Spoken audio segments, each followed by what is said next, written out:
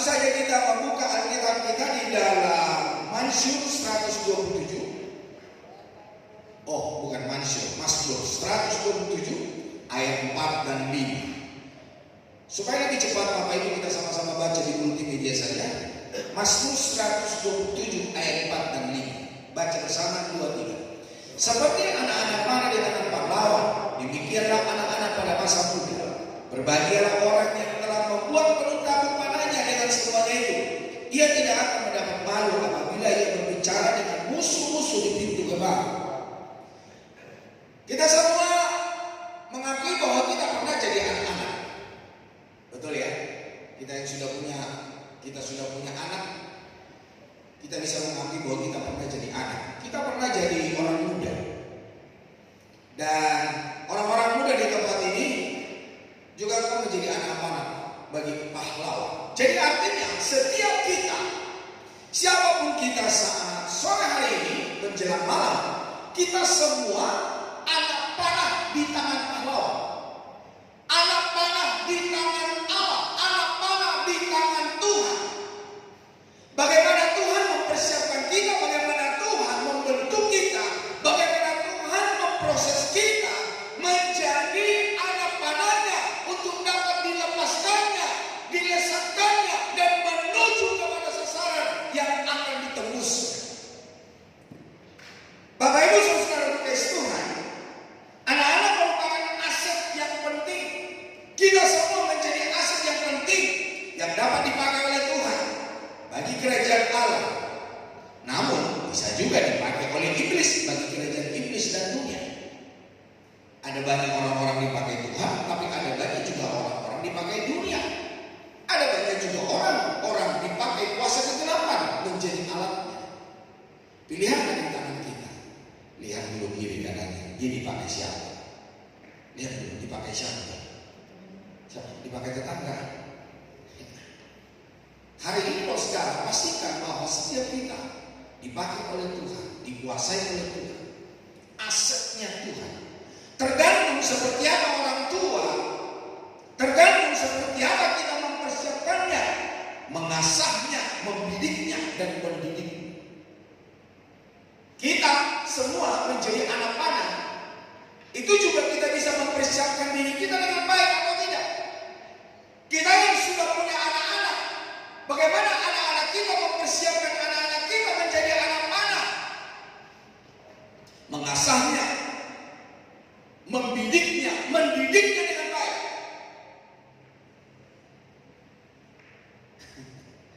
Atau sadarkah kita bahwa kita adalah anak panah di tangan Tuhan? Semua anak Tuhan ini. Ada di sini anak iblis atau anak tetangga? Semua kita anak Tuhan, betul amin? Nah, sadarkah kita bahwa kita ini adalah anak panah di tangan Tuhan? Jadi kita menyadari kita tidak akan sembarangan dengan kehidupan kita kalau kita adalah anak panah di tangan Tuhan. Agar anak panah bisa berfungsi dengan baik, dia harus melewati berbagai proses. Bahkan proses tertentu. Banyak proses-proses yang Tuhan izinkan di dalam hidup kita untuk kita menjadi anak panah yang tangguh, yang baik, yang lurus, dan yang tajam di dalam Tuhan. Tapi di dalam proses itu bukan terjadi yang namanya protes. Banyak ketika orang-orang diproses dia protes. Banyak orang-orang ketika menerima kebenaran firman Allah yang akan memproses kita menolak. Kita gak mau terima dan kita berkata, ini firman kau bukan buat saya, ini pendeta sejak awal sampai akhir ngomongin saya terus. Pak, ibu saya tidak tahu hidup di luar sana. Tapi kalau Tuhan berbicara di dalam hidup malam hari ini, Tuhan sayang padamu, Tuhan cinta padamu. Tuhan mau menjadikan engkau menjadi anak panah untuk hormat kemuliaan nama Tuhan. Banyak anak-anak salah jalan kalau sekarang dikarenakan pembiaran orang tua. Banyak orang-orang tua membiarkan anak-anaknya. Udah besar ini, anak itu bang, kalau sudah besar baru diarahkan, baru dididik. Jangan didik anak-anak ketika dia sudah besar, dia akan melawan. Saya dan istri saya mendidik anak-anak kami dari sejak usia 0, sejak lahir. Bahkan di dalam kandungan pun saya sudah ajak ngomong. Saya sudah doakan dia. Kami sudah putar lagu-lagu rohani untuk anak-anak. Saya ajak ngomong. Ada yang lagi mengandung di sini? Atau yang mau mengandung lagi? Nanti kalau sudah mengandung, saudara, tapi yang belum menikah jangan ya. Kalau nanti mengandung, ajak anakmu bicara, dia akan merespon dari dalam. Kami sudah alami Bapak Ibu. Dan ketika dia lahir, didik dia. Jangan nanti bilang begini, anak tiba ketika dia sudah mengerti. Enggak Pak. Sekolah saja kita buat mereka dari taman bermain, taman kanak-kanak. Kenapa kita bawa anak-anak di taman bermain? Supaya mereka memiliki dasar yang baik. Nah untuk dunia saja, kita begitu getolnya. Tapi untuk Tuhan, rohani mereka, kita sudah membiarkan. Sudah besar, belum melawan Bapak Ibu Saudara. Makanya ada banyak orang tua nangis bombay. Pak, anak saya tak bisa diatur Pak. Ya pertanyaan dulu waktu dia lahir, masih kecil, kau didik tidak?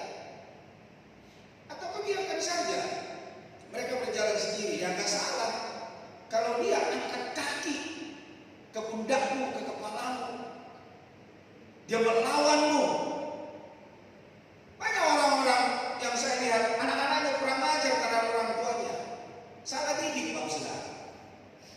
Orang tua pembiaran atau orang tua terlalu menyerahkan pendidikan anaknya kepada sekolah. Kita berpikir sekolah akan mendidik mereka dengan baik. Belum tentu Pak. Dan tidak bisa, saya berkata tidak bisa. Karena anak-anak kita di sekolah hanya berapa jam para guru? Pak Paren memandang 6-8 jam. Anak-anak kita di rumah berapa jam? Ya kalau 24 jam kurang 8 berapa?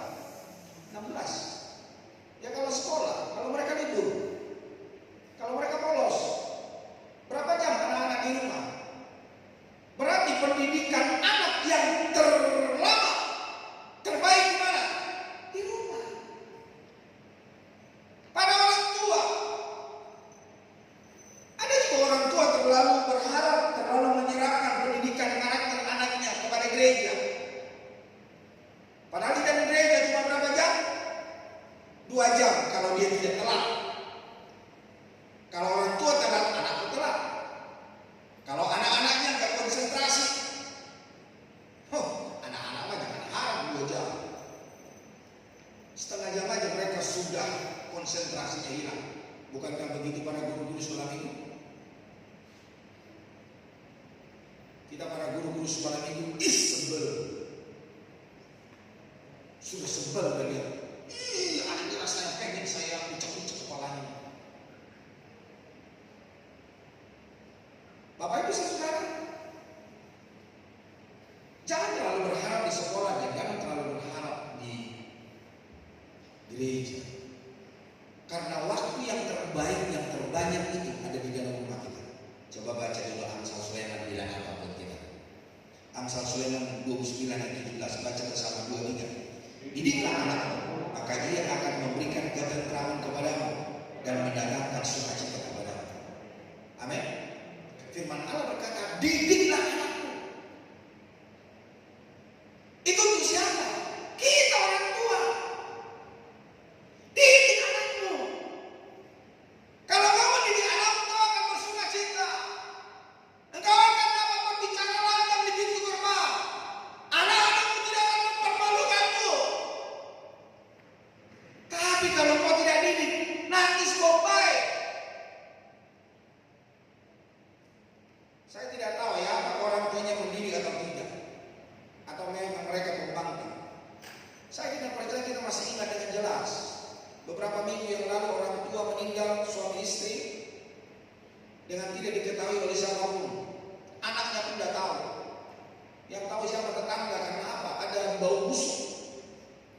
Akhirnya didobrak itu pintu rumahnya. Ternyata suami istri sudah meninggal. Kenapa dua-duanya bisa meninggal? Dalam kisahnya suaminya itu sakit-sakitan. Istrinya sakit-sakitan. Istri itu suaminya. Istrinya sakit-sakitan. Dan kelangsungan hidup dari istrinya tergantung pada suaminya. Dalam kisah itu dikatakan ternyata suaminya dibuat meninggal. Akhirnya istrinya sakit-sakitan pun ikut meninggal. Dan tidak ada orang tahu kapan meninggal. Yang celakanya, berapa lama anaknya tidak tahu, tidak ada hubungan dengan orang tuanya. Sebulan, setahun, kok bisa? Bayangin, mereka itu bukan orang miskin, bukan orang biasa-biasa. Tapi saya pernah juga mendengar di podcast, antara rumah dia sama orang tuanya hanya dibatasi dengan 5 rumah, tapi bisa berbulan-bulan bahkan bertahun-tahun anak itu nggak pernah datang ke rumah orang tuanya. Saya pikir gila bener.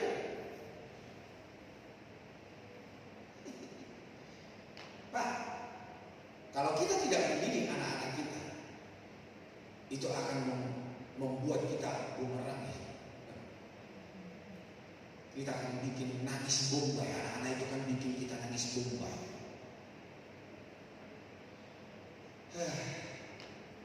Beberapa hari ini istri saya melihat beberapa podcast dan saya ikut mendengarnya. Tadi barusan umur 18 tahun seorang anak remaja sudah hamil berapa bulan? 8 bulan, 5 bulan. Pacarnya itu umur 20 tahun. Dan mereka sudah lama, berapa tahun pacaran? 5 tahun lebih pacaran. Tapi ada yang paling celakanya, beberapa hari yang lalu waktu saya di Jakarta, itu anak 13 tahun sudah hamil. Anak 13 tahun sudah hamil, dan dia pacaran dengan pria itu sudah 8 tahun. 13 kurang 8, berarti umur berapa tahun dia pacaran. Dan ternyata dari SD pun dia sudah tukar-tukar pasangan.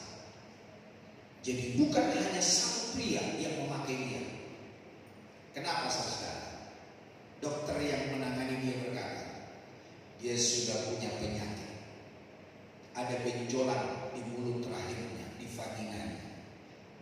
Dan itu sangat berbahaya buat dia. Dan kandungan di dalam bayi dalam kandungan. Aduh, saya geleng-geleng kepala.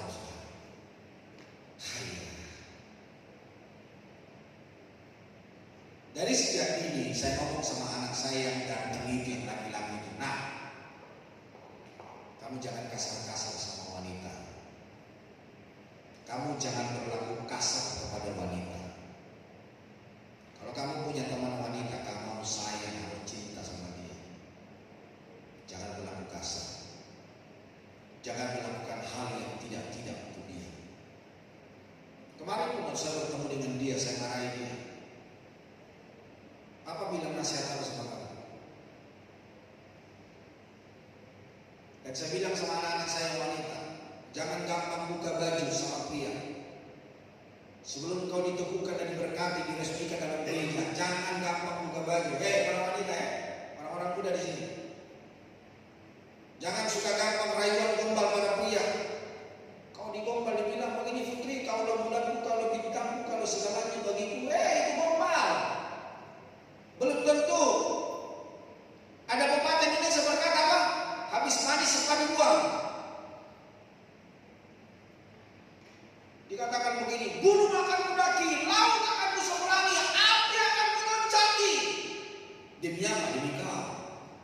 Tapi ada satu kalimat yang membuat saya gelisah. Tidak bisa terima. Dibilang apa? Anjing menggonggong, aku lari. Rayuannya, hutangku adalah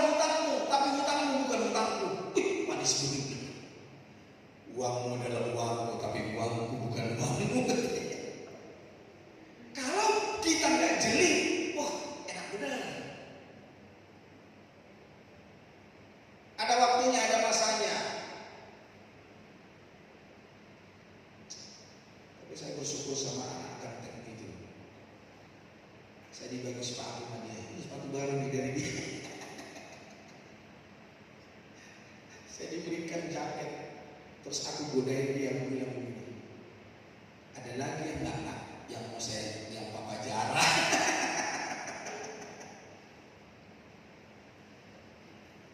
Dia belum menikah, tapi dia sudah bisa memberkati papanya. Dia tahu maminya bicara apa, artinya diberkati anak gitu ya.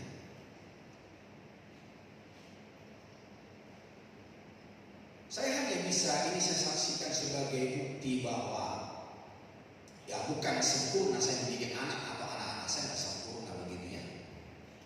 Tapi inilah yang saya bisa saksikan kepada Bapak Ibu Saudara.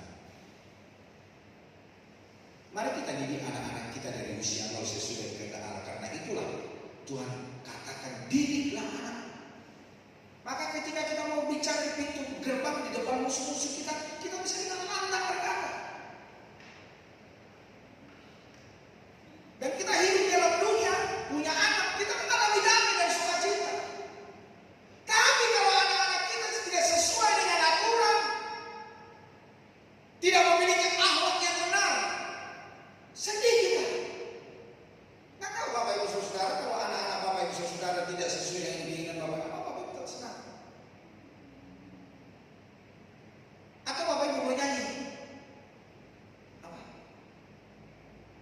Mendidik di hati, mendidiknya karena sukacita atau karena nangis atau karena marah gitu ya. Nah, apa yang harus kita kerjakan untuk membuat anak panah itu menjadi tajam? Yang pertama, perlu diluruskan dan ditajamkan. Anak panah itu perlu anak panah yang tajam. Ya, Bapak Ibu yang mencatat, gak usah perlu catat PowerPoint-nya. Nilai-nilai yang saya sampaikan catat. Nanti kalau mau minta materinya, minta sama saya. Diluruskan dan ditajamkan. Anak panah yang lurus dan tajam pasti menuju sasaran. Tapi kalau anak panah itu tidak lurus, ya dia juga tidak akan lurus kepada sasaran. Bapak Ibu kan suka lihat yang memanah kan, ada bundaran kecil, bundaran besar. Kadang-kadang ada yang pas di pusatnya, tapi ada yang melenceng. Tapi kalau pahlawan yang benar, dia pas di titik koordinat. Nah, Bapak Ibu Saudara, supaya kita, anak-anak kita kepada sasaran yang tepat, perlu diluruskan. Selain hanya diluruskan, ditajamkan. Anak-anak adalah karunia Allen gift yang Tuhan taruh dalam hidup kita, pemberian Tuhan. Anak panah yang tidak tajam tidak akan menghasilkan apa-apa, tidak dapat menembus sasaran, dan akan mental. Balik lagi, gak bisa menembus sasaran. Kita dapat berfungsi dengan baik dan tepat sasaran jika kita tajam dan lurus. Jadi Bapak Ibu Saudara, kita pun perlu tajam. Ya, itu ada gambarannya tajam. Kayak temanku petani itu berkata, ketika kita beli pisau baru, mengasahnya dari jam berapa? Jam 8 malam sampai jam 3 pagi. Saya bilang, Pak, saya nggak mau capek-capek, Pak. Saya ada gerinda yang namanya gerinda listrik, setengah jam selesai. Tapi memang rusak, Saudara. Kenapa? Dia kan panas. Tapi kalau kita asap pelan-pelan, capek memang, tapi lebih awet. Tapi kalau pakai mesin, setengah jam selesai. Tapi harus pakai air, Saudara. Itu pun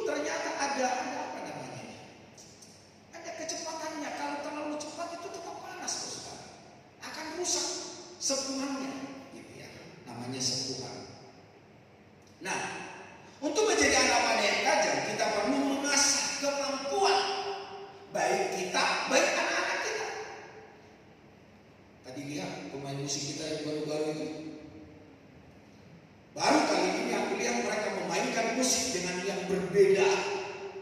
Mereka melayani mulai pagi, pemain keyboard main drum, pemain bass main keyboard. Yang biasa singer sama multimedia dia main bass. Kenapa bisa mereka ada di situ? Jelas. Song leader kita juga bukan song leader yang mereka sudah bergelut, song leader singer. Mereka pun diasah. Selama mereka ada di gereja kita, mereka diasah. Diasahnya dari mana? Nah, makanya Bapak Ibu rajin di doa hari Kamis pujian penyembahan. Mereka diasah di situ hari Kamis. Kira-kira sudah tangguh, oke kita lihat naik hari Minggu. Diasah, dipertajam. Ada sesuatu yang kurang, dia kurang semangat. Ayo KKR, semangat. Makanya saya selalu bantu mereka singgah. Bapak ada di masjid. Saya lihat kalau saudara, kalau saya bantu mereka, kami bantu mereka singgah, tambah semangat, betul nggak kira-kira ya? Itu. Jangankan dibantu saya. Kalau song leader di pujian, saya jemaat nari-nari gitu, saya pun tambah semangat. Itu baru mereka semangat begitu. Tapi kalau kayak patung gajah mada, makanya saya suka bilang begini, jangan lihat wajah-wajah patung gajah mada, lihatlah wajah-wajah yang nari memuji Tuhan. Itu akan membuat kita semangat. Jadi perlu dipertajam, Pak. Perlu dipertajam. Kita perlu tajam supaya kita menjadi anak panah yang benar di tangan Allah. Apa yang dipertajam? Karakter itu tabiat, watak, budi pekerti, akhlak, sifat, kejiwaan, dan kepekaan kita. Dan akan berfungsi untuk menolong, menghibur, dan membangun orang-orang di sekitar kita. Kalau itu watak kita tadi dipertajam, anak-anak kita dipertajam, mana mungkin mereka bisa menolong, menghibur, membangun orang lain. Dia akan jadi troublemaker, akan membuat masalah. Jangankan orang lain, kita pun akan jadi masalah karena dia. Suami kita akan menjadi masalah, istri kita akan jadi masalah, anak-anak kita jadi masalah. Kalau kita semua tidak saling mau mempertajam diri di dalam Kristus. Saya semangat mengkhotbahkan ini, Bapak Saudara. Selain itu, hal yang benar-benar dapat mempertajam kita adalah firman Tuhan. Yang dapat mempertajam kita, Saudara, firman Allah. Status temanmu di WA, status temanmu di TikTok, di Facebook, di Instagram, itu tidak akan dapat mempertajammu. Kau scroll WA, kau scroll TikTok, kau scroll Facebook, Instagram, kau tidak akan bisa tajam lewat itu. Tapi kau akan tajam ketika kau belajar kebenaran firman Allah. Di beberapa gereja persekutuan ketika saya di Kota Jakarta, saya bangga dengan Bapak Ibu yang ada di gereja ini. Para wanita sudah selesai baca kitab dari Kejadian sampai Wahyu dan sekarang ada di Gulangan. Kembali lagi pulang dari depan. Saya juga saksikan para pria-pria yang sudah baca kitab Amsal Sulaiman sudah selesai. Dan sekarang Mazmur pasal 25, pas tanggal 25. Saya juga bersyukur ternyata anak-anak muda gak mau ketinggalan 3 pasal satu hari. Saya bilang kami para pria ini masih kalah, tapi lumayan lah, masih mau baca kitab. Ketika kita baca kitab, kita akan tajam di dalam Tuhan. Bagaimana kita tajam? Kita tak ngerti firman Allah. Misalnya begini, ada orang ini, saya lucu juga sebenarnya. Kalau dalam ibadah itu berbahasa gitu, tapi di luar ibadah dari mulut yang sama ngomong kasar, ngomong jorok. Saya kadang mikir itu yang dikeluarkan dari gereja bahasa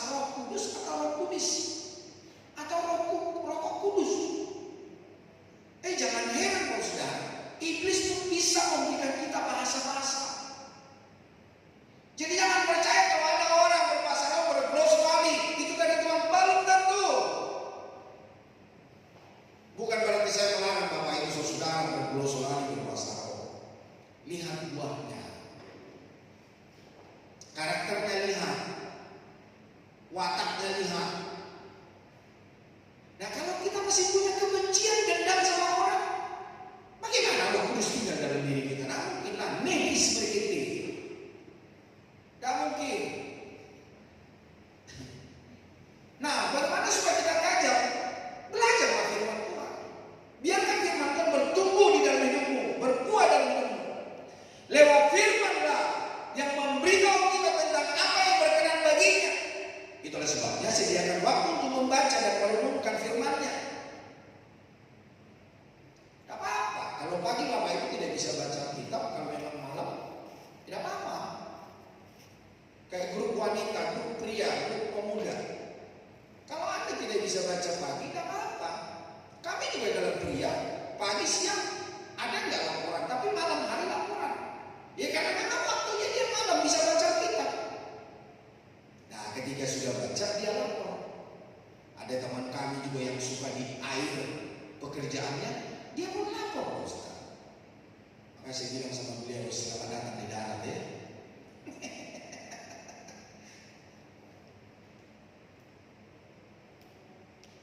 Biarpun kami sedikit di grup saudara, luar biasa baca kitab.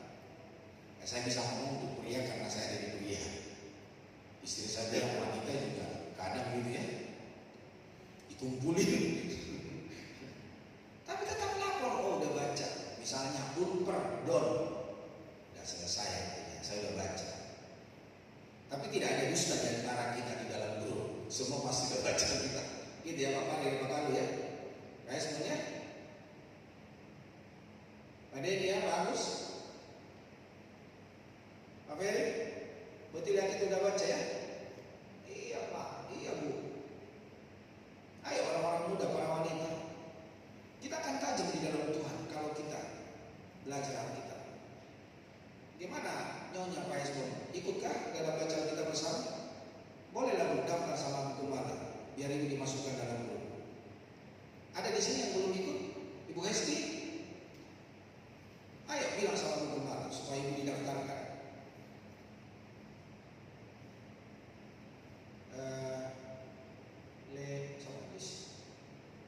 Siapa anak itu? Lupa dulu saya. Salwa kau ikut sama orang muda ya, baca kitab ya. Jangan sampai ada di antara kita tidak baca kitab. Berarti kita hanya ada beberapa orang saja yang belum ikut. Ayo. Tapi bukan dia baca orang, selesai. Baca pelan, mengerti isinya. Kalau Bapak Ibu nggak mengerti, tanya saya, tanya ke gembala, tanya yang lain. Jangan malu-malu. Kami ini siap direpotkan, tapi bukan direpotkan masalah makan Bapak Ibu ya. Karena kami pun gak bisa kasih makan Bapak Ibu dengan makanan jasmani. Tapi kalau rohani bisa. Ya Bapak Ibu ya? Yes! Mantap. Kita tidak akan berjalan sembarangan saat menghadapi masalah karena kita tahu persis apa janji Tuhan. Makanya saya suka berkata begini. Yang sudah sering dengar khotbah saya, yang tadi pagi sudah dengar khotbah ini, mau saya jawab. Ada yang tahu arti ini kata spion? Kayaknya di gereja ini saya sudah sering khotbahkan ini. Bapak Ibu yang punya mobil, ada kaca spion kayak begini, kiri kanan. Yang punya motor ada kaca spionnya. Kalau nggak ada nanti pasang ya. Buat apa itu kaca spion? Ya biar kelihatan Pak ada kupingnya. Itu kaca spion di kiri dan di kanan itu ada maksudnya. Supaya apa? Ketika kita di jalanan, kalau mengambil jalur orang atau kita mau belok ke kanan atau ke kiri, kita nggak usah patahkan leher kita. Lihat saya, waktu kita ke depan terus kita patahkan, nengok, ya keburu nabrak ke depan. Lihat saja kaca spionnya. Langsung kita kasih sen, kasih rating, sen. Atau ke kiri, kadang-kadang mungkin Bapak Ibu saudara lihat teman yang lain, Bapak Ibu sudah kasih sen, sudah kasih rating, saja lewat. Sampai temanku Dewi itu ditabrak, itu bingung saya. Dewi yang besar begitu bisa aja ditabrak, apalagi dia lebih kecil lagi, bisa terlindas dia. Gak tahu Dewi udah pulang belum ya? Saya 2 kali telepon dia, tapi hari ini saya belum telepon dia bagaimana keadaan. Udah pulang Dewi? Masih di rumah sakit. Untuk apa kaca spion? Kita bisa melihat sebelah kiri atau sebelah kanan ketika kita ngambil jalur, ketika kita berjalan. Untuk apa? Tidak mencelakai orang, tidak menyakiti orang, tidak merugikan orang, juga tidak merugikan kita. Kalau kita nyenggol orang, kan kita juga rugi. Apalagi Bapak Ibu naik mobil. Biarpun kau benar, pasti disalahin. Ini mobil nih.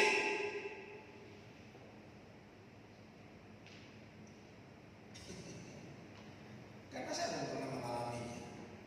Ini pertigaan pasar Kutul itu. Kita lagi asik-asik antara anak sekolah, kita pulang. Dari sebelah kiri itu dia potong jalan mau ambil ke arah Tubun, pasar Kutul. Waktu dia nabrak mobil saya udah sayang-sayang itu mobil, dia tabrak. Alasannya dia ngantuk katanya. Ada lagi polisi di situ disuruh saya bertanggung jawab. Lu lihat kan kejadian? Tapi memang saya bertanggung jawab. Biarpun saya yang ditabrak, saya bertanggung jawab. Kami bawa dia ke rumah sakit. Dia sendiri tuh ngomong sama polisi yang salah. Polisinya ngoceh-ngoceh aja tidak tahu masalah. Tapi tetap aja kami bawa. Kami bertanggung jawab sekarang. Kami bawa ke rumah sakit Kanu Joso. Kami bayarin dia. Saya tanya ada lagi yang sakit. Kita yang bawa mobil pasti salahin. Polisi yang tidak melihat gaji saya disalahin. Dia ngotot bilang saya bertanggung jawab. Sebelum lo ngomong saya juga udah berniat sama istri saya bertanggung jawab bahwa dia kalau sakit, aku bawa dia ke mobilku. Aku tanya dokter yang ada di situ, ada lagi yang itu Pak, tolong tanyain. Karena kami tidak tahu. Tahu Bapak Ibu? Dia tabrak mobil saya nggak tahu kena apa.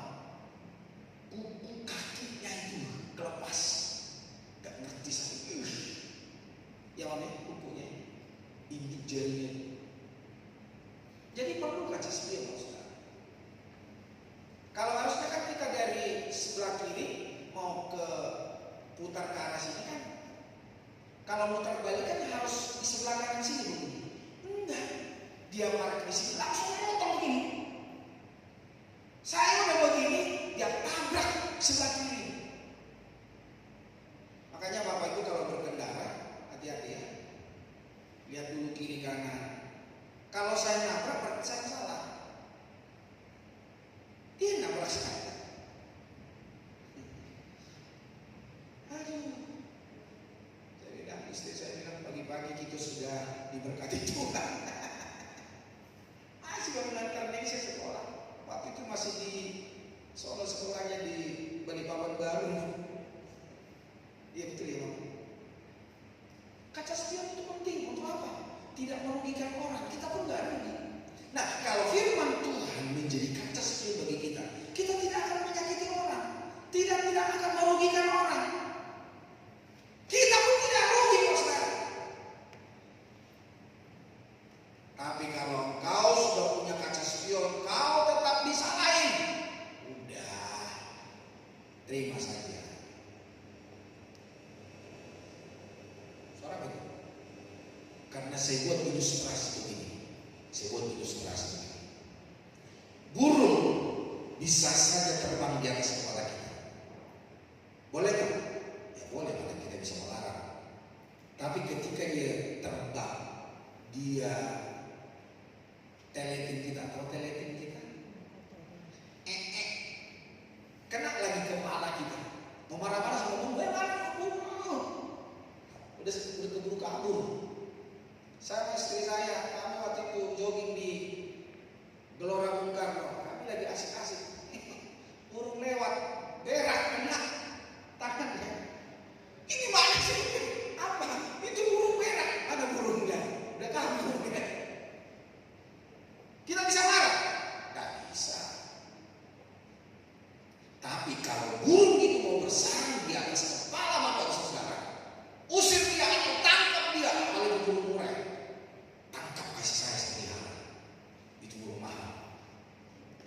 Gak mungkin kan burung bersarang di atas kepala kita ya. Gak mungkin. Ada artinya begini. Orang mau ngomong apa tentang kita, mau bicara apa tentang kita, mau negatif mau positif, kita bisa larang nggak? Kita nggak bisa larang orang ngomong apa tentang kita. Terus kita bilang, bisa mau lakban mulutmu? Nggak bisa Pak. Itu hak-haknya dia, mulut-mulutnya dia. Nah yang perlu kita jaga, jangan sampai perkataan itu bersarang di pikiran dan hati kita. Nah itu artinya. Jangan biarkan setiap pembicaraan kata-kata itu bersarang dalam hati kita, pikiran kita. Anggap saja itu semua untuk apa? Mengasah kita. Supaya apa? Kita tanya. Supaya apa? Supaya kita bertumbuh dewasa. Ya, kaca spion ya. Yang punya mobil, Bapak Ibu yang punya mobil datang ke tempat ini tadi, ada nggak kaca besarnya di depan? Ada ya? Para pria-pria tadi yang bawa mobil ada ya kacanya? Pada ini ada kacanya. Jangan sampai Bapak Ibu coba dilihat biar keren. Ya hujan-hujanan kita. Apalagi malam lewat sekarang nggak masuk semua. Hujan-hujanan panas-panasan. Kita di jalan bisa kena cipratan sampah, kecipratan lumpur, kecipratan pasir, batu dari depan. Ada gunanya itu. Nah ini gambarannya begini. Ketika kita punya firman Tuhan dan firman itu menjadi kaca besar di mobil kita, artinya si iblis itu tidak akan bisa memanah kita. Karena apa? Ada firman Allah menjadi benteng kita. Kayak mobil kita gitu, ada kacanya. Menjadi penghalang. Apalagi di siang hari Bapak Ibu mungkin pakai kaca gelap berapa persen, 40%, 60%, gak terlalu panas. Apalagi memakai kaca ribbon yang bermerek itu saudara. Mau panas matahari nggak berasa. Karena apa? Ada salah satu kaca ribbon yang cukup bagus. Jadi mau panas ya nggak berasa di dalam mobil. Jadi AC kita itu nggak ngotot saudara. Kenapa lagi nggak ada kaca saudara? Jadi kaca itu si iblis mau mana kita? Iblis nggak bisa. Seperti firman Allah berkata, Pemasmur berkata, malaikat Tuhan berkemah di sekeliling orang-orang yang takut akan Dia. Makanya selalu berdoa supaya Tuhan yang memagari kita dengan pasukan malaikatnya. Dari mana? Orang-orang jahat, orang-orang kuat, kuasa kegelapan, si iblis. Iya. Milikilah firman Tuhan. Apalagi kau saudara?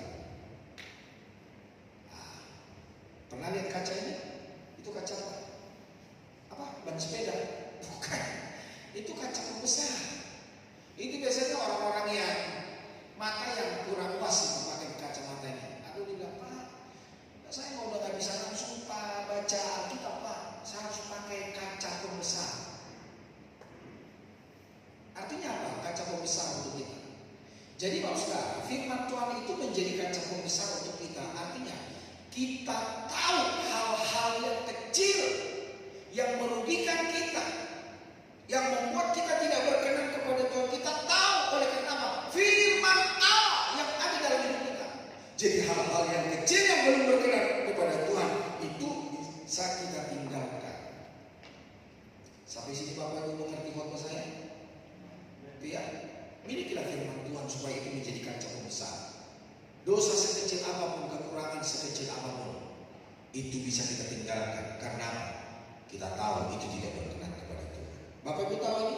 Apa itu multimedia ini? Apa? Cermin. Tadi Bapak Ibu yang berada di sini bercermin? So pasti ya. Berapa kali tadi bolak-balik cermin? Apa? 10 kali. Udah cermin, ngaca rambutnya ngaca, pakai baju ngaca, pakai lipstik ngaca, pakai alis kayak samurai ngaca. Yang punya mobil, beli mobil masih ngaca juga. Padahal baru ngaca di rumah. Turun dari mobil sebelum turun ngaca juga itu. Di motornya ngaca juga. Kebelet pipis ke toilet, di toilet ada ngaca juga tuh. Udah di toilet ngaca, duduk di kursi gereja, masih ngaca juga lewat apa? Selfie.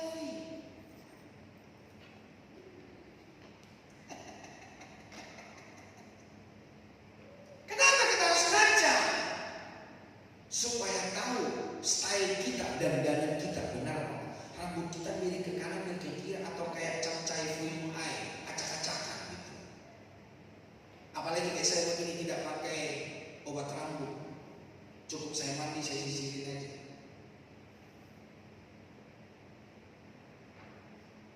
Tapi apakah saya tetap ngacak-ngacak, Pak?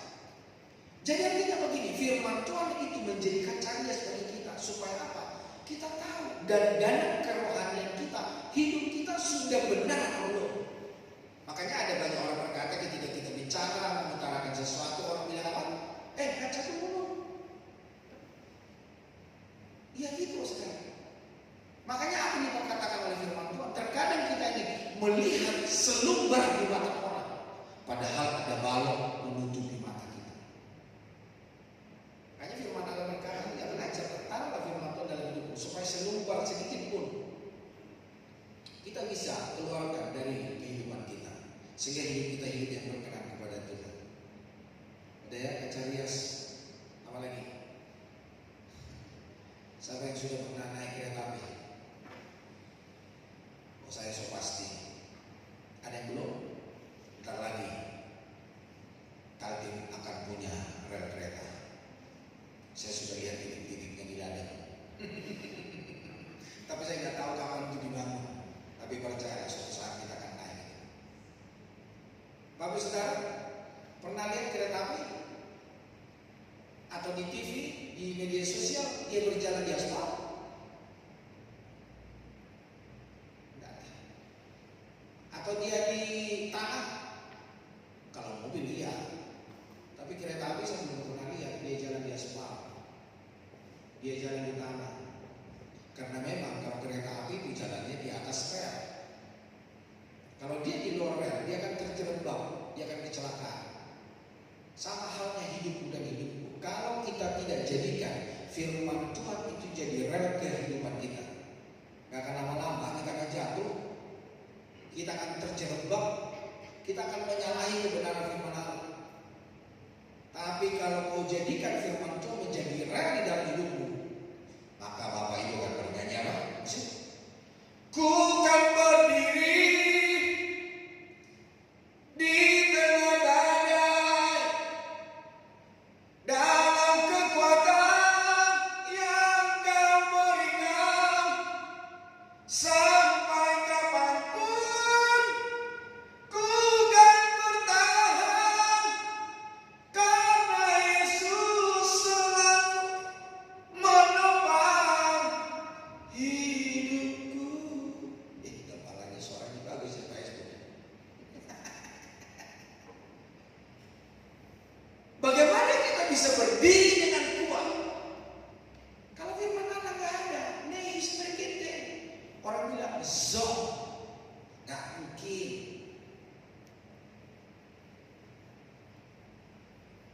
Bapak Ibu, ada yang punya kaca ini di mobil? Ada Pak Den? Bapak Ibu mau mobil, Pak Ferry? Di mobil kerjanya ada kacanya Pak Ferry? Ada. Buat apa? Apakah supaya suatu waktu kita bisa ngaca? Bisa juga. Tapi itu kaca itu ada artinya supaya apa? Kita bisa lihat yang di belakang. Untuk apa? Kita juga biarpun depan tetap berjaga-jaga. Jangan-jangan ada orang nyetir di belakang ngantuk, atau dia minta jalan, dia pakai lampu besar minta jalan. Kita bisa minggir, kita kasih jalan dia. Jadi untuk apa buat kita? Artinya begini, masa lalu yang kita punya itu menjadi batu loncatan buat kita, supaya kita tidak kembali lagi. Atau masa lalu itu membuat kita untuk tetap bertahan di dalam kebenaran. Oh, itu hal-hal yang tidak betul, yang tidak benar. Saya tidak akan kembali ke dia lagi. Apalagi ada macam mobil yang sekarang kaca spion, kaca kabin itu bisa ngerekam videoin kita, perjalanan kita. Ada jenis mobil sekarang itu di kaca kabin itu bisa merekam perjalanan kita. Atas mobil kita bisa tahu, samping kiri kanan kita bisa tahu, belakang kita bisa tahu lewat kaca spion itu.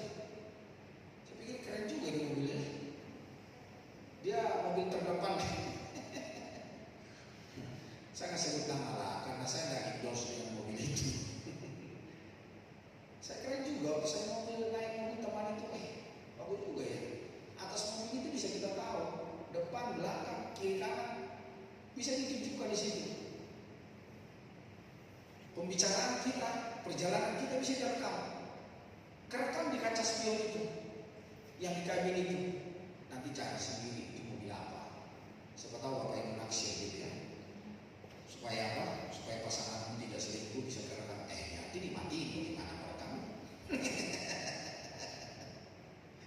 Coba Ulangan pasal 6 ayat 6 sampai 9. Baca, ada di multimedia. 2-3. Apa yang kuperintahkan kepadamu pada hari ini haruslah kau perhatikan.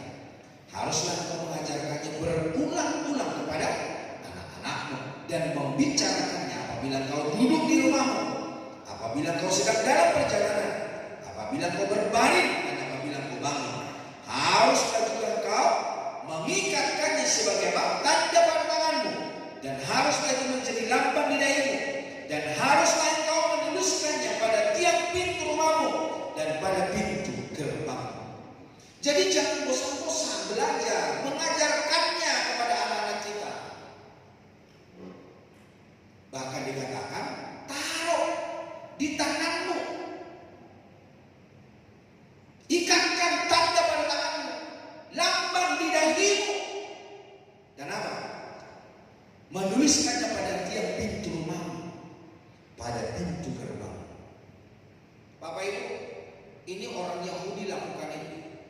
Taruh di pintu rumah.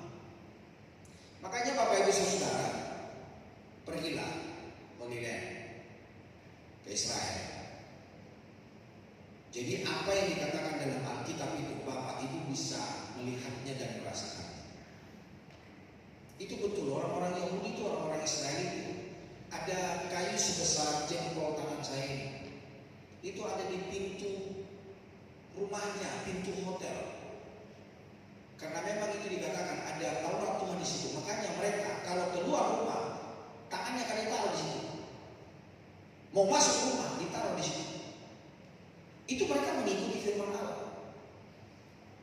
Jadi ketika mereka menaruh tangannya, mereka mengingat firman Allah. Perkatakan, ajarkan. Pergilah, boleh. Gak usah ikut saya ikut orang lain. Tapi ingat, jangan pikir saya punya duit, saya mau pergi. Banyak orang punya duit, tapi nggak bisa pergi. Bukannya dilarang, bukan.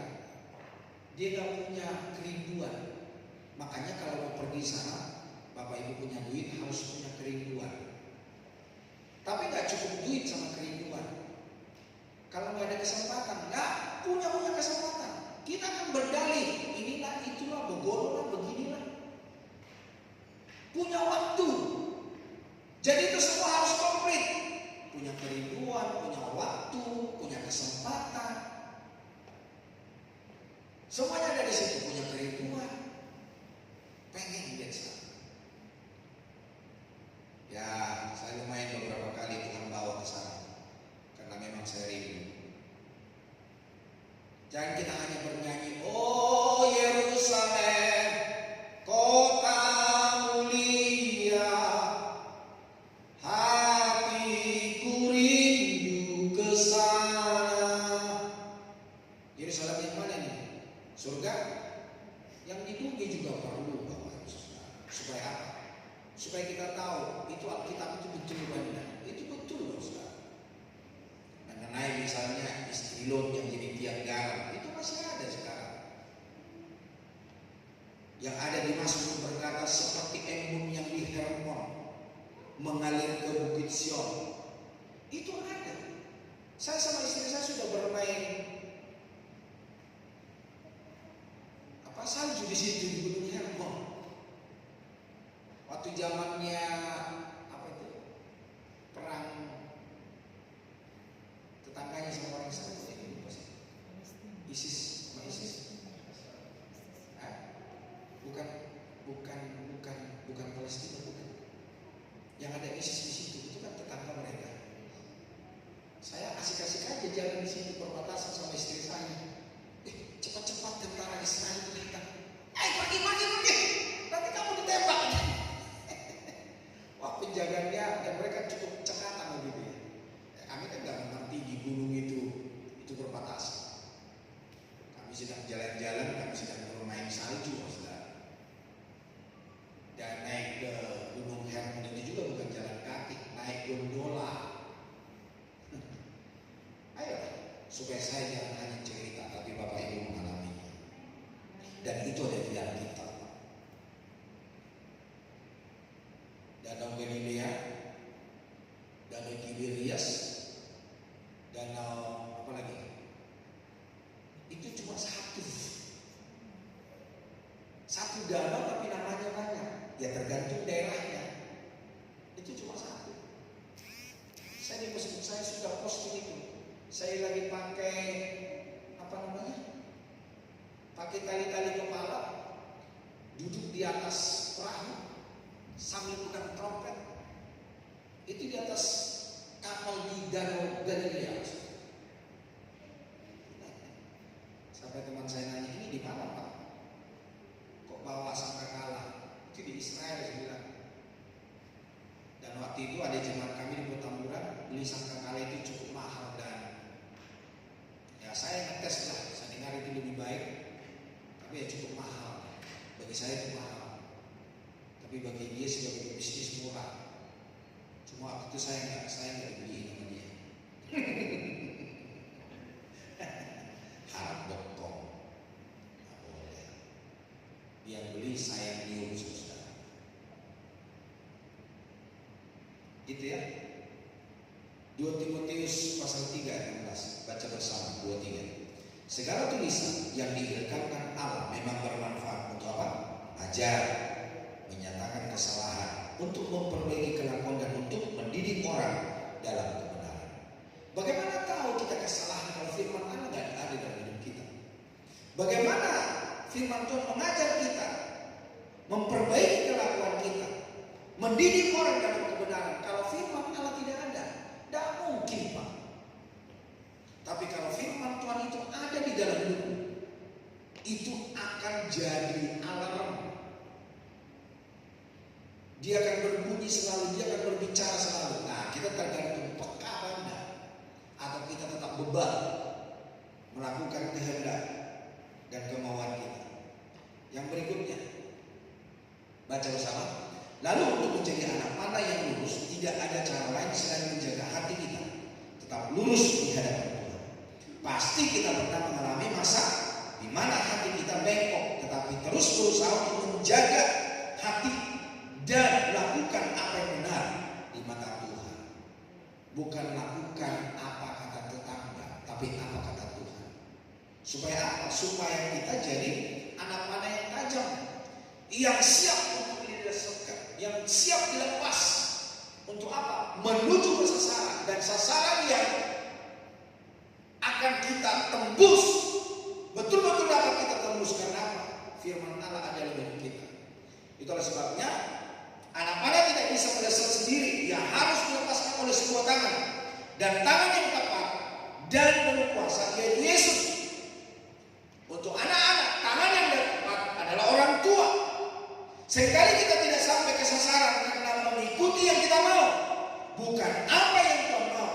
Maka dari itu kita perlu kerendahan hati, mau mendengarkannya dan juga dipimpin oleh Bapak Ibu. Malam hari ini saya sudah sampaikan, keputusan ada di dalam hidup. Mau melakukannya atau mau menolaknya? Mau jadi anak panah yang baik di tangan pahlawan, atau anak-anak kita menjadi anak-anak panah di tangan kita, di tangan Tuhan? Tergantung kita, Ustaz. Jangan bilang begini, wah anak saya sudah besar, sudah punya anak, saya sudah punya ini. Selama kita masih hidup, anak-anak kita hidup, kita punya hak mendidik mereka, menegur mereka, mengajar mereka. Oke, satu poin aja, saya harus 1 jam. Yang kedua, diarahkan. Anak-anak kita atau kita perlu diarahkan, Ustaz. Halo, para pria-pria, masih ingat tugas dan tanggung jawab dalam rumah tangga? Pria, ayah, suami. Siapa dia? Suami adalah pemegang anak panah dalam keluarga, imam. Tugasnya apa? Halo, para pria-pria, membawa istri, anak mengenal dan mengerti kehendak Allah. Jangan seperti yang saya bilang tadi, untuk perubahan karakter anakmu, istrimu, kau serahkan ke gereja, ke sekolah. Hei, para pria, para suami, kita ini imam. Membawa anak-anak kita mengenal Allah,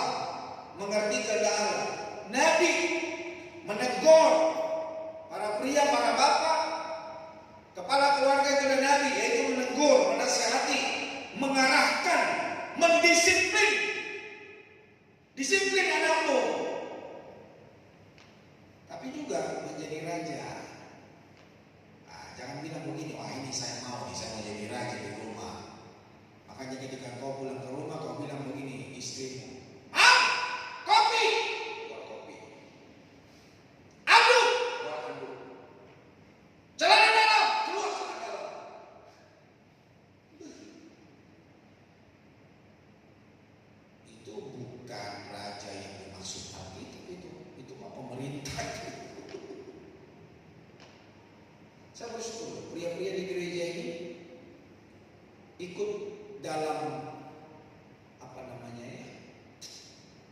menjalankan tugas dalam rumah tangga.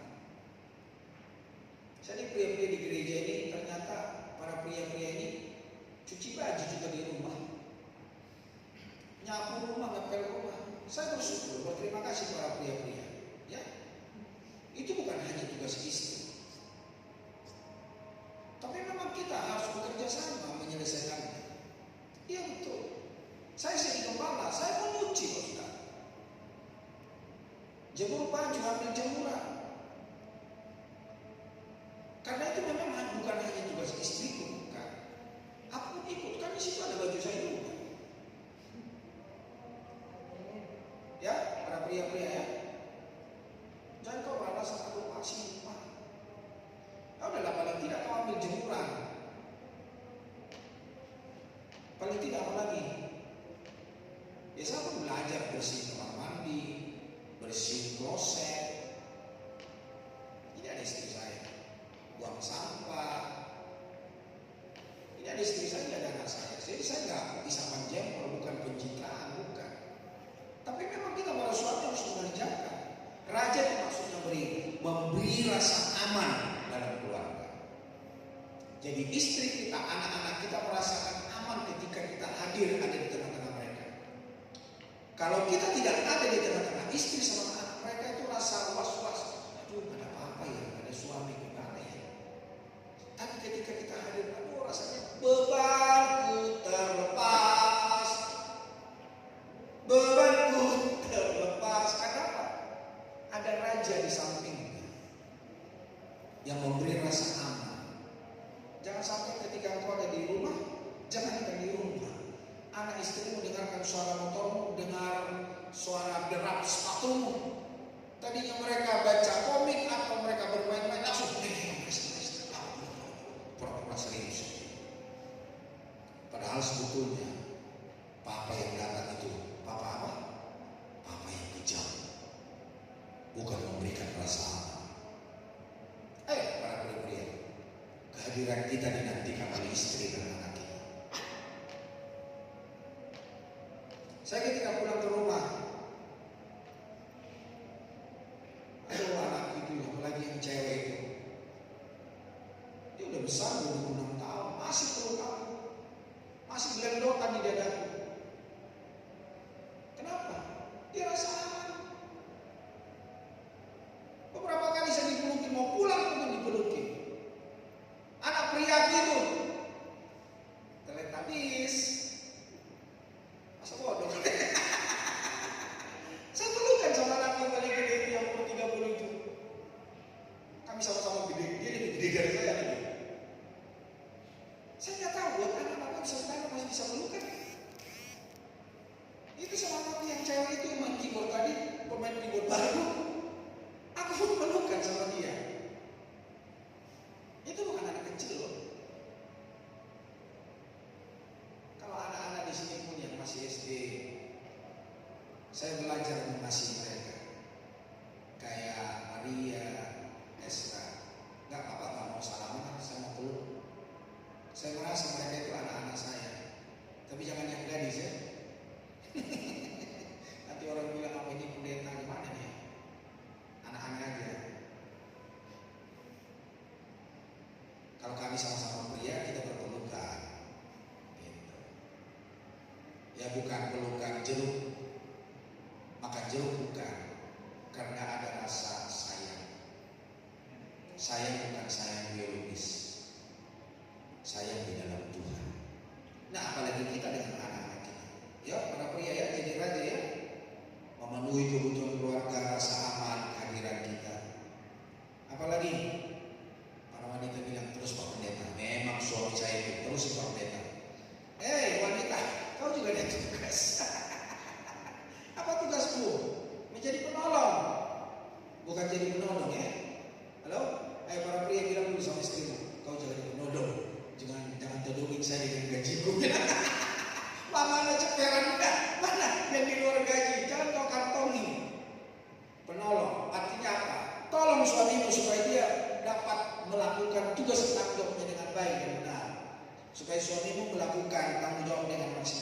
Dorong suamimu, bukan artinya dorong supaya dia jatuh, bukan. Dorong bilang begini, papa masih berusaha, papa masih mampu, papa jangan takut, aku ada istrimu bersama dengan kau. Gitu ya para wanita ya. Menjadi pendoa syafaat. Doakan suamimu, doakan anak-anakmu, doakan usaha pekerjaan. Jangan kau main Facebook terus. Baca sinetron, tonton sinetron. Boleh nggak? Boleh. Doakanlah suamimu, doakan anak-anakmu, doakan dirimu sendiri. Jangan lupa doakan Bapak Gembala sama ibu ya. Iyalah.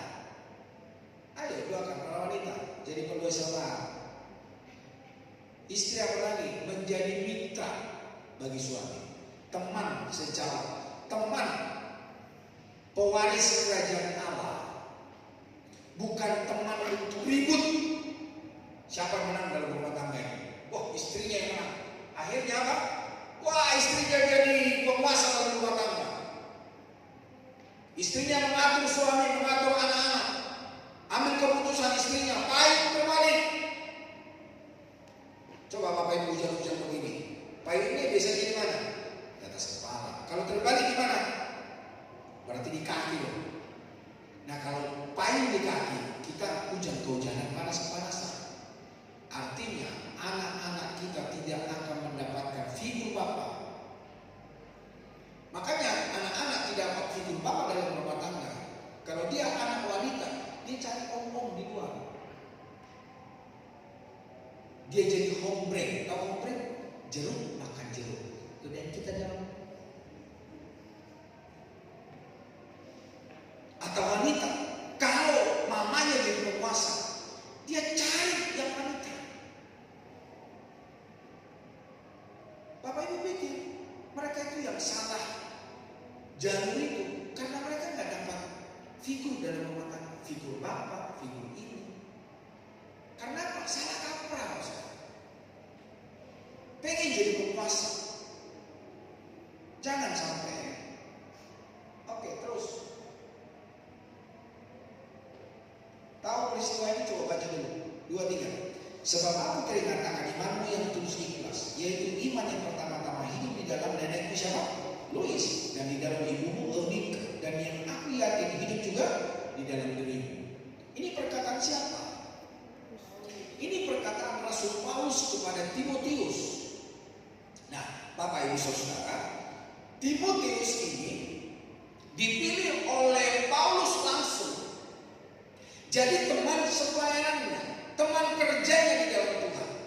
Jadi Timotius itu jadi temannya Paulus melayani Tuhan. Itu bukan usulan jemaat di kotanya Timotius, bukan usulan majelis gereja, gembala di gereja, enggak. Atau usulan bapak ibunya Timotius. Bapaknya Timotius itu bukan orang percaya. Tapi kenapa dia bisa? Karena ada neneknya, ada ibunya.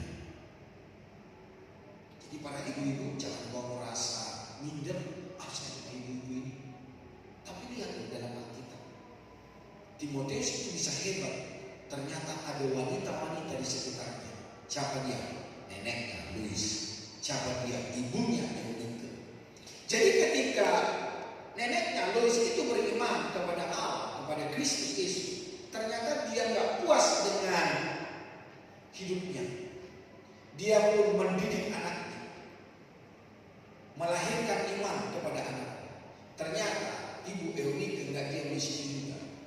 Dia pun meniru ibunya, melahirkan iman kepada anaknya Timotius. Sehingga ketika Paulus datang ke gerejanya Timotius, dia lihat, ini anak muda lain daripada yang lain. Ini luar biasa nih.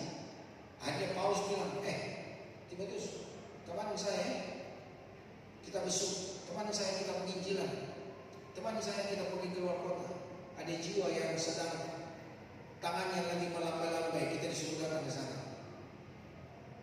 Dan Paulus bilang begini, aku melihat imanmu yang tulus ikhlas.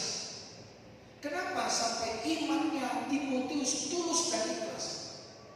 Paulus berkata begini, itu aku dapat melihatnya dari nenekmu.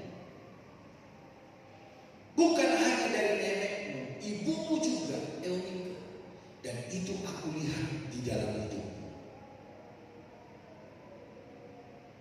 Pak, Ibu, anak kita tajam, itu pengaruh orang tua, apalagi ibu. Jadi hari ini, kalau anakmu belangsakan, tugasmu para wanita juga itu besar. Para pria tugasmu juga besar. Belajar dari Timotius. Ya, halo jemaat yang sore hari ini, ayo kita semua berfungsi ya. Para ibu-ibu, wanita berfungsi. Namun bapak ibu bilang begini, aduh dulu ibu saya nggak begini ya. Ya udahlah. Kalau kita ada sebagaimana kita ada hari ini, kita bisa menjadi anak panah yang tajam. Itu karena talent pemberian kasih karunia Tuhan. Dan tetap bertajam dirimu di dalam Tuhan. Karena ketika kita diajarkan oleh bapak ibu kita, seringkali bagaimana orang tua mengajar kita, kita juga mengajar hal yang demikian kepada anak kita. Saya mengalaminya Pak, saya mengalaminya. Bagaimana bapak saya mendidik saya, begitu pun saya mendidik anak-anak saya. Tapi setelah saya tahu kebenaran firman Tuhan, saya tahu saya menjadi bapak seperti apa, aku bertobat. Makanya kalau ngomong sama saya dulu nggak sih, kita empat mata ngobrol. Kalau aku salah, saya juga minta maaf. Itu anak saya di sini. Saya minta maaf. Jangan sama teman-teman bapak terus saya juga minta maaf.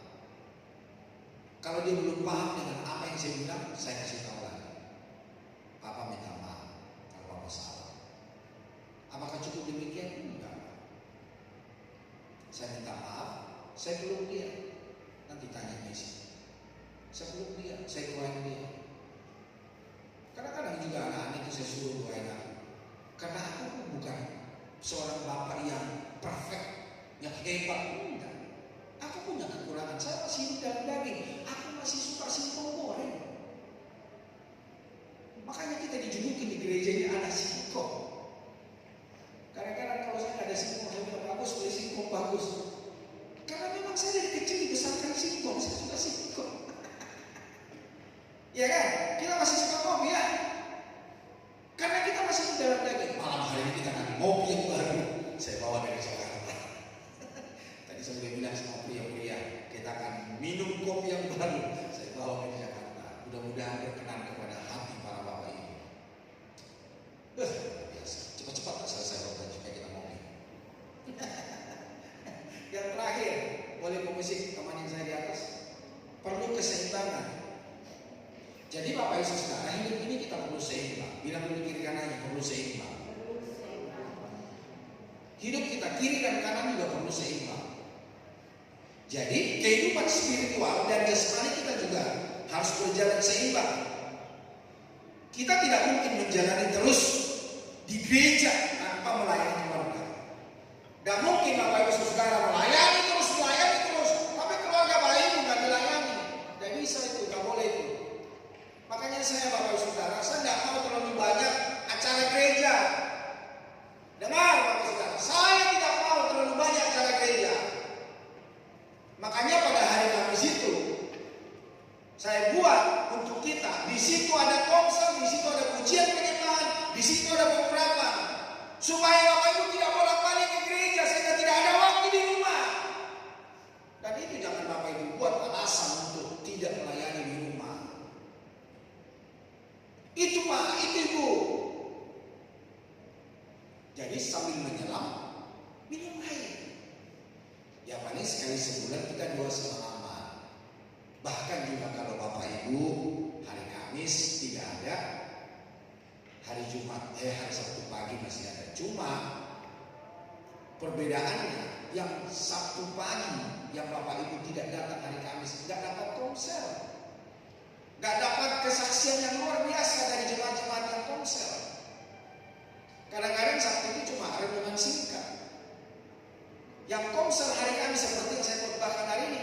Nanti hari Kamis kita komsel. Semua orang kesaksian, saya begini Pak. Saya ingin diberkati Pak. Lewat kesaksian Bapak Ibu jangan pikir, wah karena saya yang bikin khotbah, saya berkhotbah. Udah lama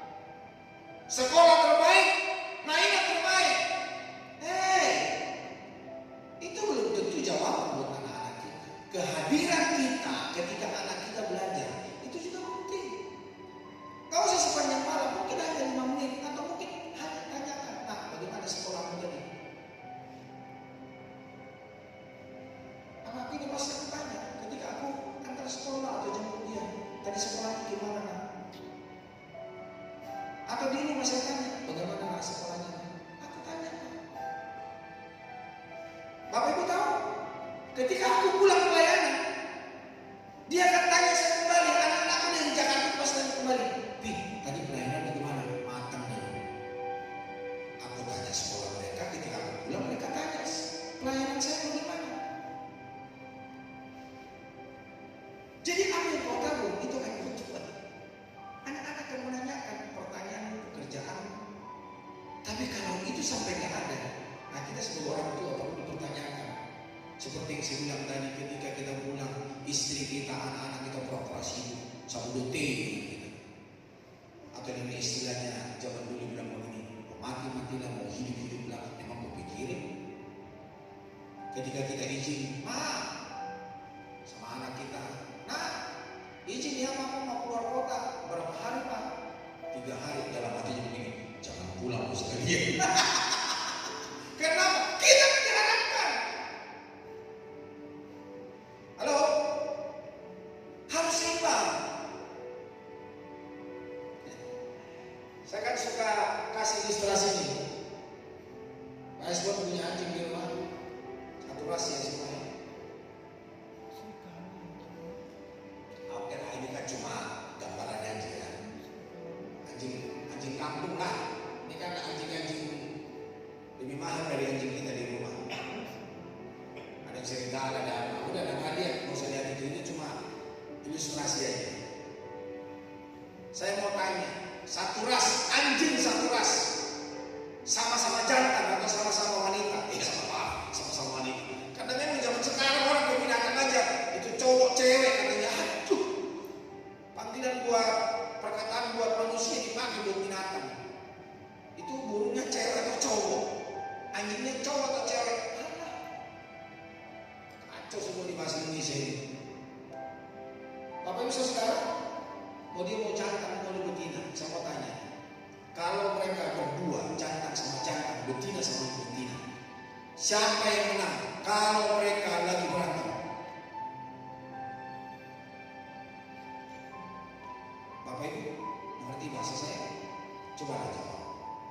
Ketika anjing-anjing itu berantem, warna putih sama hitam menang-menang. Satu ras ya, satu ras. Oh ya kan anjing kampung lah. Besarnya juga sama. Yang mana? Hitam atau putih? Grup A. Yang sudah dengar khotbah saya tadi pagi pasti dia tahu jawabannya. Ya? Anjing mana nak yang menang? Hitam. Ada perwakilan dari grup A. Grup B?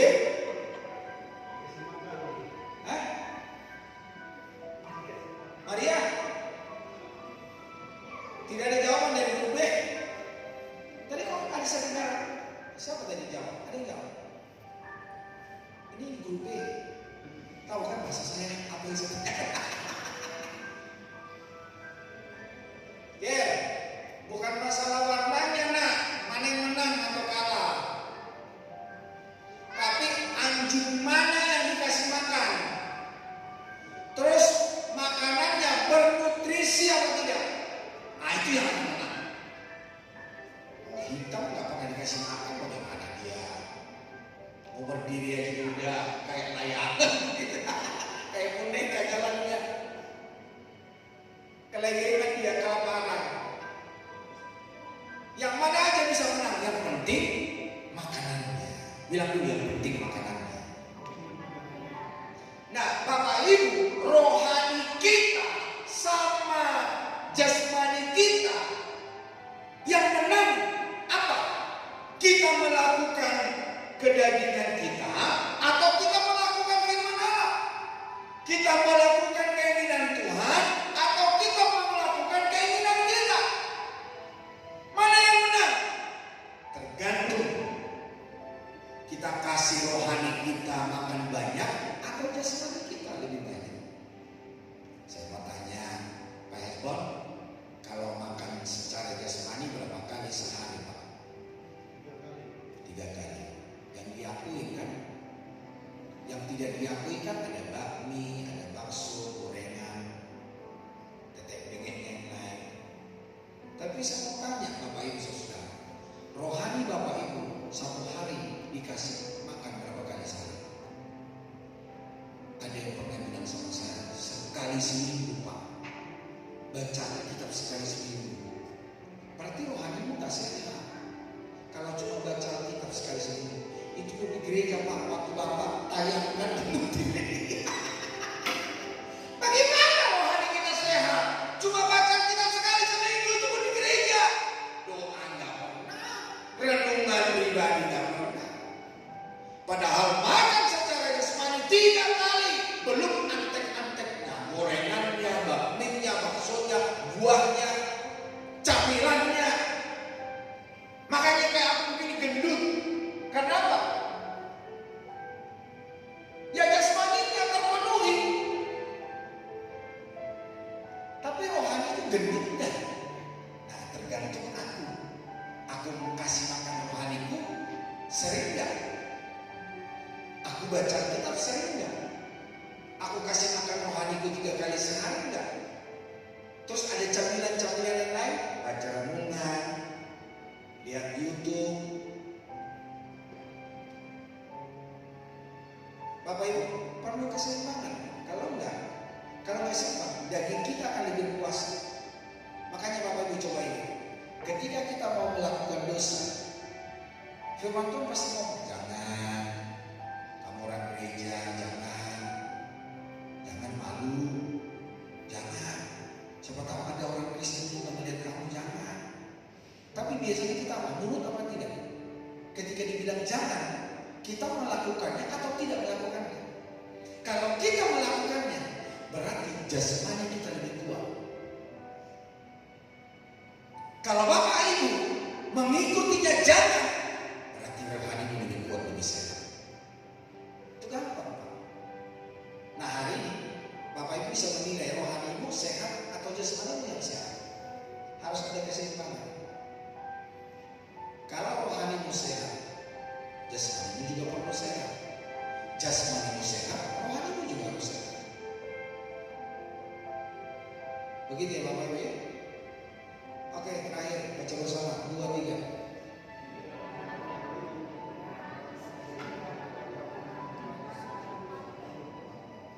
Iya. Jadi ia apa?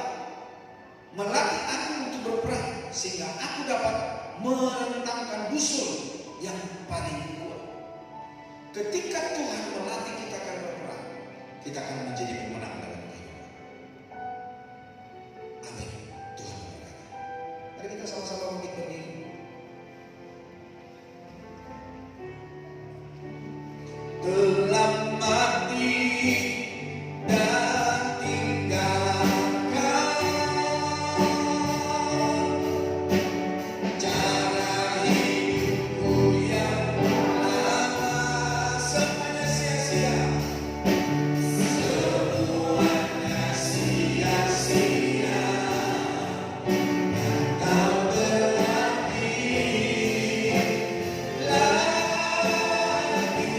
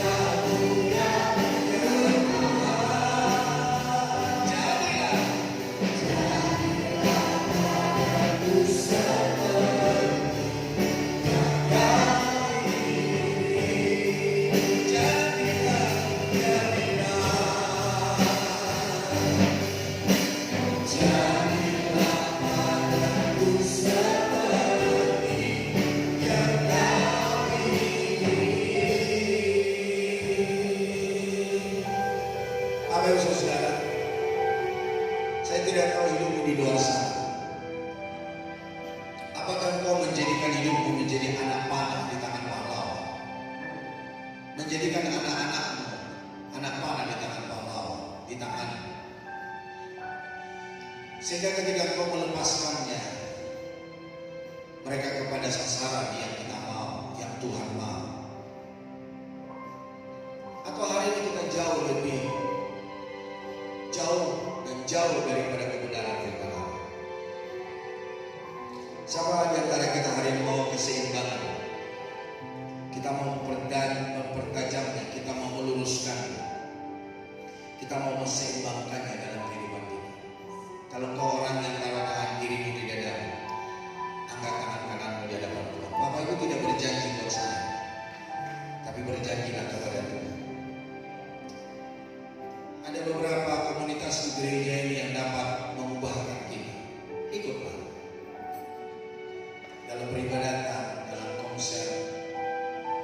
Itu diadakan untuk apa? Untuk mempertajam kita, untuk membentuk kita. Kita tidak bisa berjalan sendiri. Paling tidak ada sesama teman kita yang dapat mengarahkan kita. Ada firman Tuhan, ada Roh Kudus. Engkau mau didoakan, taruh tangan kiri di dadamu, angkat tangan di hadapan Tuhan. Bapak di surga, kau melihat tangan-tangan yang ditaruh di dada, dan kau melihat tangan-tangan yang diangkat kepada Tuhan. Tuhan, kami mohon belas kasihan-Mu, kami mohon anugerah-Mu, kami mohon kebaikan. Tolonglah kami ya Tuhan. Kami perlu Tuhan. Kami perlu Roh Kudus. Berikan kekuatan, berikan kemampuan. Aku juga berdoa buat Tuhan. Tolonglah Tuhan. Kami punya banyak kelemahan, kami punya banyak kekurangan. Hamba-Mu pun Tuhan banyak kekurangan, banyak kelemahan. Tapi kami mau bersahari hari ini. Tolong kami Tuhan. Supaya kami tidak menyimpang ke kiri dan ke kanan. Supaya kami tidak menyalahi kebenaran firman-Mu. Kami tidak berdosa dan kami tidak menyakiti banyak orang yang di sekitar kami. Namun seberapa lama Tuhan izinkan kami hidup dalam dunia ini, kami menjadi history maker. Kami menjadi inspirasi. Kami menjadi berkat bagi banyak orang. Berkat di tangan-tangan yang ditaruh di dada, yang diangkat tangan kanan di hadapan Tuhan. Ulurkanlah tanganmu kepada kepala seluruh umat Tuhan. Kau berkati dalam nama Tuhan Yesus. Terimalah kasih karunia anugerah Tuhan. Terimalah pendampingan daripada Tuhan. Terimalah pertolongan daripada Tuhan. Terimalah berkat Bapa Surgawi menjadi milik bagianmu. Diberkatilah kau di kota, diberkatilah kau di desa, diberkatilah kau di daerah. Diberkatilah mata pencarianmu, diberkatilah kesehatan, diberkati istri, diberkatilah suamimu, diberkatilah anak-anakmu. Diberkatilah masa depan anak-anakmu, diberkatilah dimanapun Tuhan tempatkan. Berkat kasih karunia, berkat yang diberikan kepada Abraham, Ishak dan Yakub menjadi milik bagianmu. Turunkan tangan Bapak sekarang. Hamba-Mu Tuhan berhenti, kami biar Roh Kudus, biar firman Allah yang kami dengar itu dapat mempertajam kami, menembus kami semakin dalam, sehingga kami Tuhan punya kemampuan untuk mengalahkan setiap dosa dan kedagingan, dan kami hidup benar di hadapan Tuhan. Terpuji nama Bapa. Semoga kami akan memberikan persembahan. Terima persembahan kami menjadi dupa yang harum di hadapan. Kami juga berdoa buat rekan-rekan kami ya Tuhan. Mohonlah belas kasihan-Mu dalam kesehatan mereka yang terganggu ya Tuhan. Untuk adik Kiel, terima kasih juga buat Pak Denny yang sudah dapat bersama-sama beribadah dengan kami. Untuk rekan sejawat kami, untuk Dewi Tuhan tolong dia. Untuk mamanya Cik Alem, untuk Fani yang ada di Manado, anaknya Bu Moni.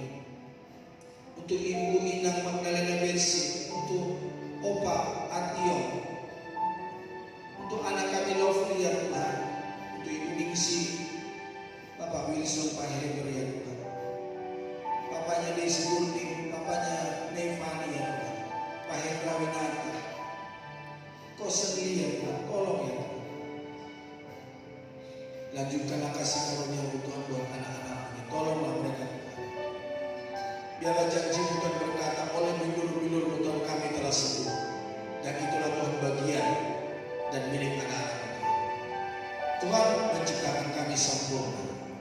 kesempurnaan itu Tuhan menjadi milik bagian umat. Dalam nama Tuhan Yesus. Terimalah persembahan kami dan dengarkanlah doa kami. Dalam nama Tuhan Yesus. Haleluya. Amin. Silakan duduk Bapak Saudara. Kita akan memberikan persembahan dan multimedia akan melayani acara kita dalam sekolah. Shalom, Bapak Ibu Saudara yang dikasihi di dalam Tuhan. Saya harap Bapak Ibu Saudara dalam keadaan sehat dalam bentuk jasmani maupun rohani. Kami mengundang Bapak Ibu Saudara untuk hadir pada ibadah doa pagi yang diadakan setiap hari Sabtu pukul 5 pagi di YB Soekarno-Hatta.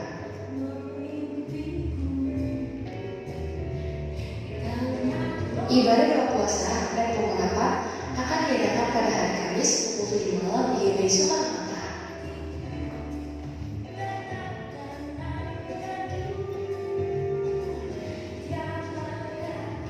Ibadah doa semalaman diadakan pada hari Jumat pukul 10 malam di GBI Soekarno-Hatta.